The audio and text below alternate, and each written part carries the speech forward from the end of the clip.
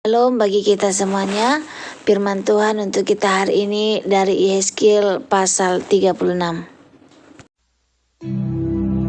Hai engkau, anak manusia, bernubuatlah mengenai gunung-gunung Israel, dan katakanlah, hai gunung-gunung Israel, dengarlah firman Tuhan. Beginilah firman Tuhan Allah. Oleh karena musuh itu berkata mengenai kamu, syukur, bukit-bukit dari dahulu kala sudah menjadi milik kita. Oleh karena itu, bernubuatlah dan katakan, beginilah firman Tuhan Allah. Oleh karena, ya, sungguh, karena musuh dari sekitarmu menjadikan kamu sunyi sepi dan mengingini kamu, supaya kamu menjadi milik sisa bangsa-bangsa, dan oleh karena kamu menjadi buah mulut orang dan banyak diperguncingkan. Oleh karena itu, hai gunung-gunung Israel, dengarlah firman Tuhan Allah kepada gunung-gunung dan bukit-bukit, kepada alur-alur sungai dan lembah-lembah, kepada reruntuhan-reruntuhan yang sunyi sepi, dan kepada kota-kota yang sudah ditinggalkan, yang sudah menjadi jarahan dan olok-olokan bagi sisa bangsa-bangsa yang di sekitarnya. Oleh karena itu, beginilah firman Tuhan Allah. Aku pasti berfirman dalam api cemburuanku, melawan sisa bangsa-bangsa dan melawan seluruh Edom, yang menentukan tanahku menjadi miliknya dengan segala rasa sukacita dan rasa penghinaan, sehingga tanahku itu dimilikinya dan dapat habis dijarah. Oleh karena itu, bernubuatlah mengenai tanah Israel, dan katakanlah kepada gunung-gunung dan bukit-bukit, kepada alur-alur sungai dan lembah-lembah, beginilah firman Tuhan Allah. Sungguh, aku berfirman dalam amarah cemburuanku, oleh karena kamu sudah menanggung noda yang ditimbulkan bangsa-bangsa. Oleh sebab itu, beginilah firman Tuhan Allah. Aku bersumpah bahwa bangsa-bangsa yang di sekitarmu sendiri pasti akan menanggung noda mereka. Maka kamu, gunung-gunung Israel, akan bertunas kembali dan akan memberi buah untuk umatku Israel, sebab mereka akan segera kembali. Hatiku akan baik kembali, dan aku akan berpaling kepadamu, dan kamu akan dikerjakan dan ditaburi. Aku akan membuat manusia banyak di atasmu, yaitu segenap kaum Israel dalam keseluruhannya. Kota-kota akan didiami lagi, dan reruntuhan-reruntuhan akan dibangun kembali.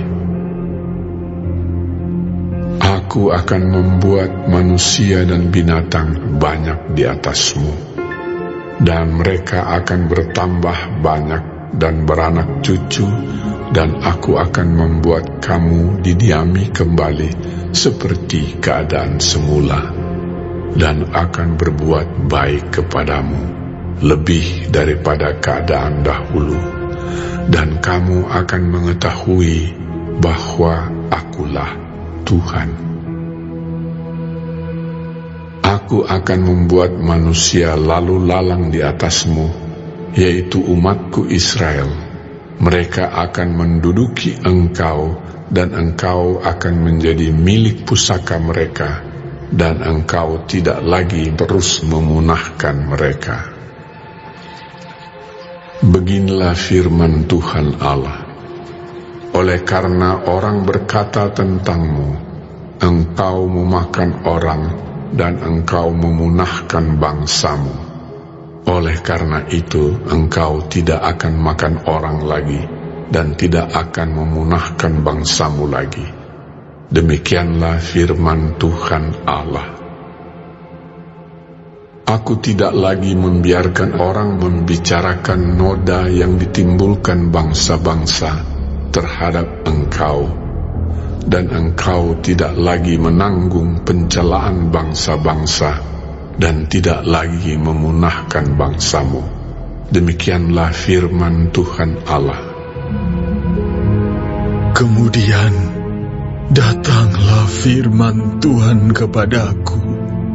Hai anak manusia, waktu kaum Israel tinggal di tanah mereka, mereka menajiskan dengan tingkah laku mereka. Kelakuan mereka sama seperti cemar kain di hadapanku. Maka aku mencurahkan amarahku ke atas mereka, karena darah yang dicurahkan mereka di tanah itu, sedang tanah itu mereka najiskan dengan berhala-berhala mereka. Aku menghamburkan mereka di atas bangsa-bangsa, sehingga mereka berserak-serak di semua negeri. Aku menghakimi mereka selaras dengan tingkah lakunya. Di mana saja mereka datang di tengah bangsa-bangsa, mereka menajiskan namaku yang kudus.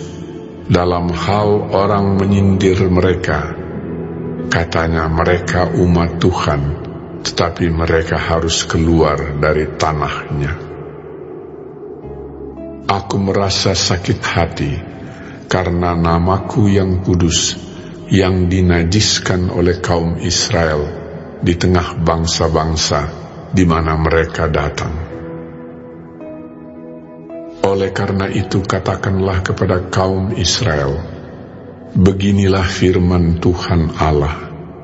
Bukan karena kamu aku bertindak, hai kaum Israel, tetapi karena namaku yang kudus yang kamu najiskan di tengah bangsa-bangsa di mana kamu datang.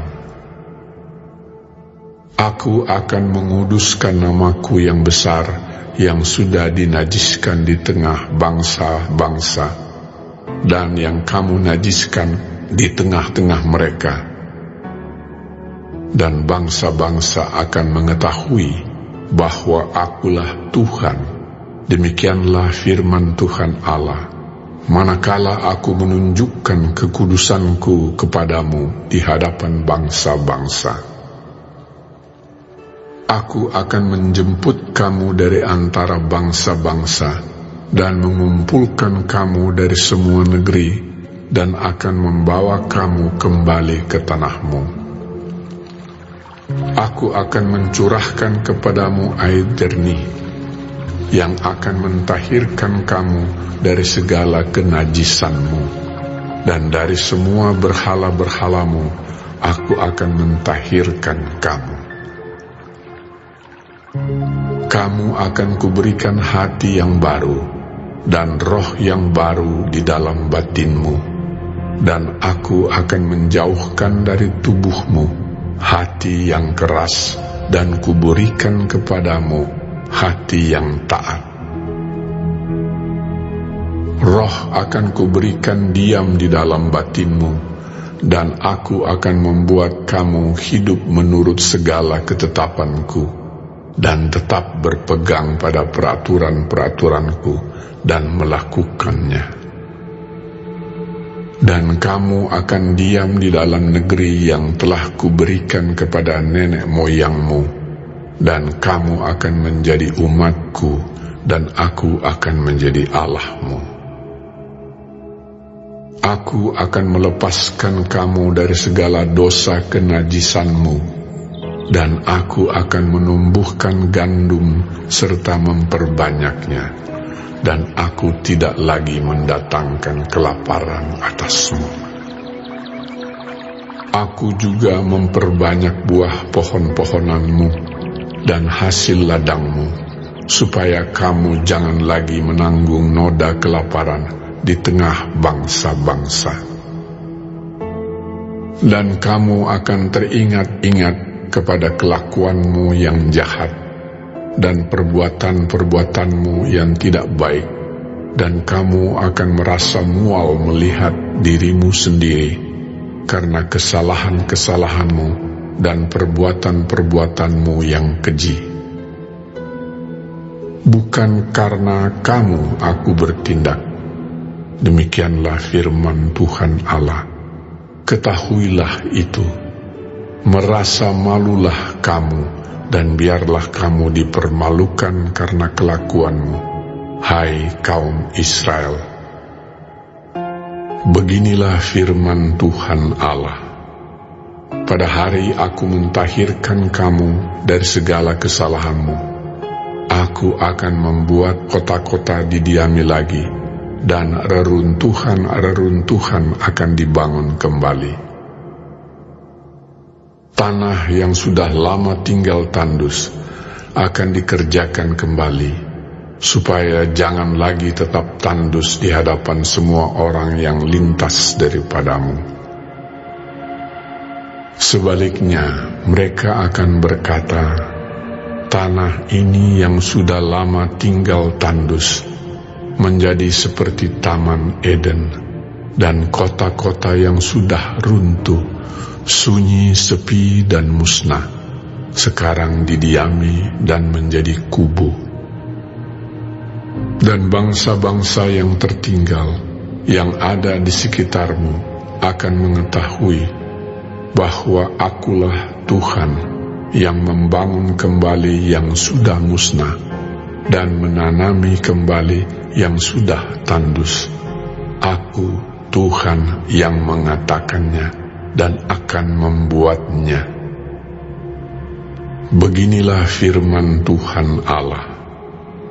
Dalam hal ini juga aku menginginkan supaya kaum Israel meminta daripadaku apa yang hendak kulakukan bagi mereka, yaitu membuat mereka banyak seperti lautan manusia, seperti domba-domba persembahan kudus, dan seumpama domba-domba Yerusalem pada waktu perayaannya.